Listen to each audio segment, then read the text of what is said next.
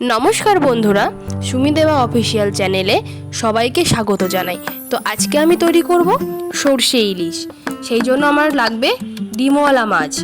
তো আমি ইলিশ মাছগুলোকে ভালো করে জলের মধ্যে দিয়ে রেখে দিয়েছি ধোয়ার জন্য। ভালো করে ধুয়ে নেওয়ার পরে একটা পাত্রে মাছগুলোকে রেখে তার মধ্যে একে একে নুন আর হলুদ পরিমাণ মতো দিয়ে ম্যারিনেট করে রেখেছি। তারপরে এই দেখুন মশলা করে নেব। 4 চামচ সরষে ও 4টে কাঁচা লঙ্কা নিয়ে আমি পেস্ট করে নিয়ে একটা বাটির মধ্যে উষ্ণ গরম জল করে ওর মধ্যে পেস্টটাকে দিয়ে দিয়েছি। দিয়ে 5 মিনিট ঢাকা রেখে দেবো। এইভাবে করলে মাছটা আর তেতো হবে না। তারপরে আমি এটাকে দেখতেই পাচ্ছেন যে আমি ছেঁকে নিচ্ছি। একটা ছাঁকনির মধ্যে ভালো করে ছেঁকে নিতে হবে, তাহলে যে এক্সট্রা খোসাগুলো থাকে সরষের সেটা আর তরকারির মধ্যে যাবে না।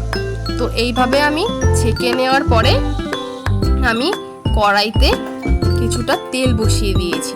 তেলটা অবশ্যই খেয়াল রাখবেন যেন বেশি গরম না থাকে। তারপরে আমি মাছগুলোকে একে একে দিয়ে দিচ্ছি এর মধ্যে। দেখতেই পাচ্ছেন যে তেলগুলো কিন্তু খুব একটা বেশি গরম নেই। এইভাবে করার পদ্ধতিটা খুবই দারুণ, একবার করে দেখবেন, খুব ভালো হবে।